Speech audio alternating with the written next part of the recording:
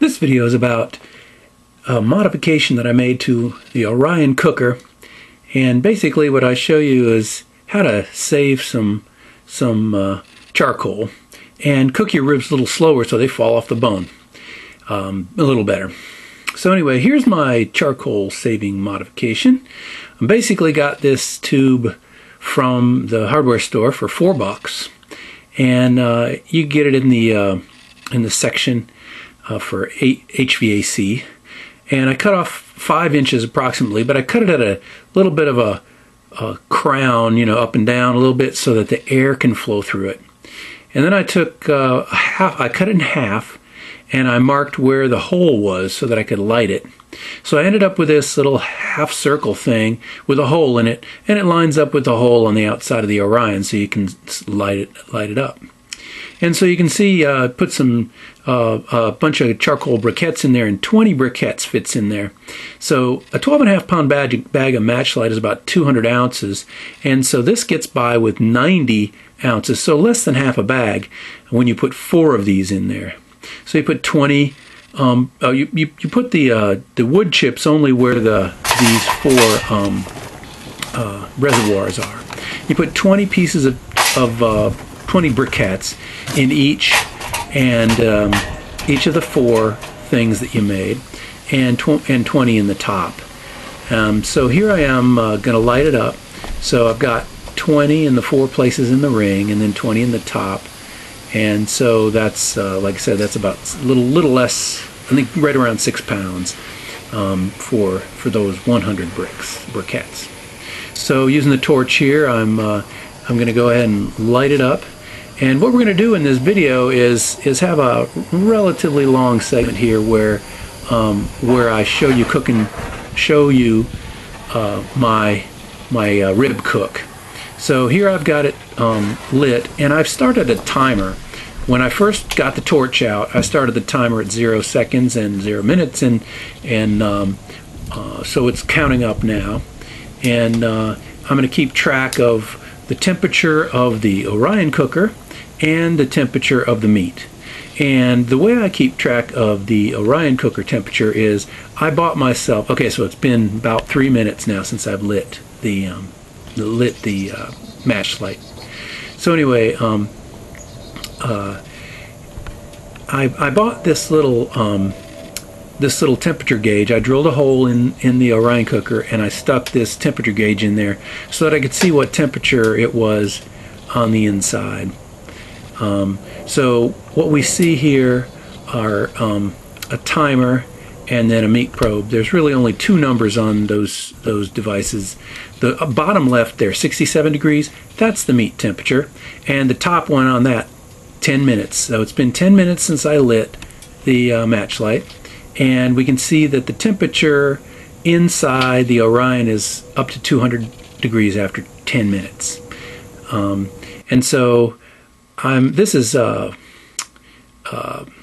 time-lapse, as you can see by the clock scrolling quickly over there. So it's up to 15 minutes. So at 16 minutes we were looking at 79 degree meat temperature, and this goes on for, I decided just randomly to cook this for 2 hours instead of the recommended 70 minutes or 1 hour and 10 minutes for 3 racks of ribs.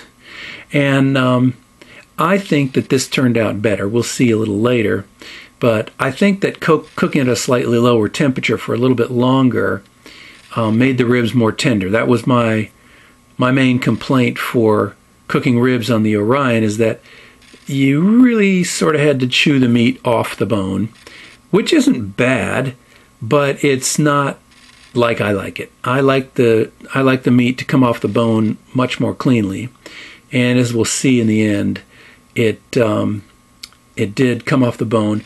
It was not as tender as I've had it in restaurants, and even when my wife does the ribs in the oven, they tend to be a little bit more tender than this.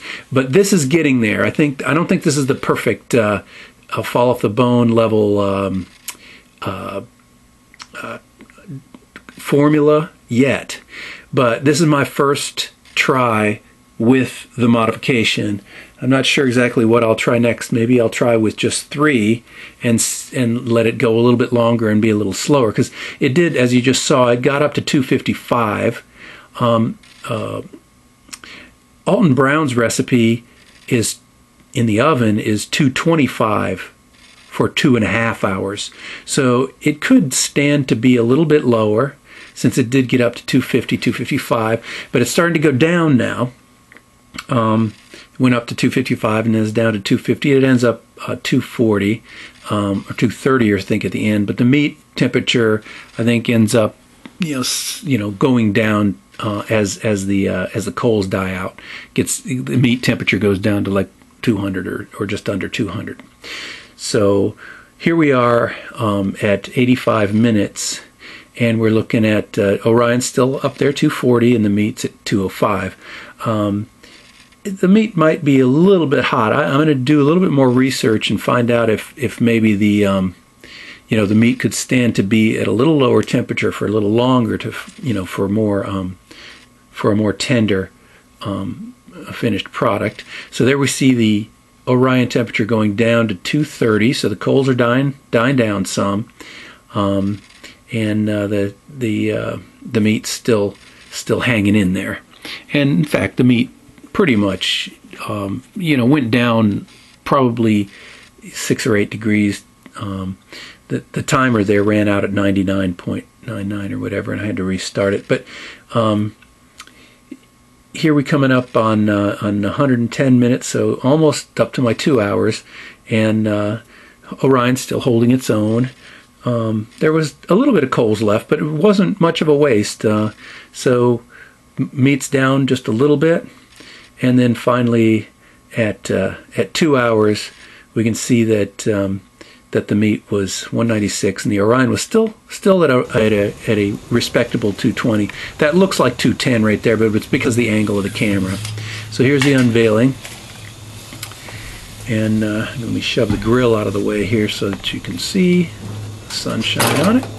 So the ribs, you can see the bones are protruding, so at least that they're done, good and done, and it's just a matter of whether they're tender or not. So using a pair of pliers, I'll take the rib holder out, and I'm gonna slap these on the grill and put a little barbecue sauce on them. I did a rub on them to start with, but I'm gonna go ahead and put them on the grill here and get a little bit of a glaze going. On 2 of the 3, I didn't have enough sauce to do all 3, but I figured that'd be good. Rub plus the caramelized barbecue sauce for the sweetness.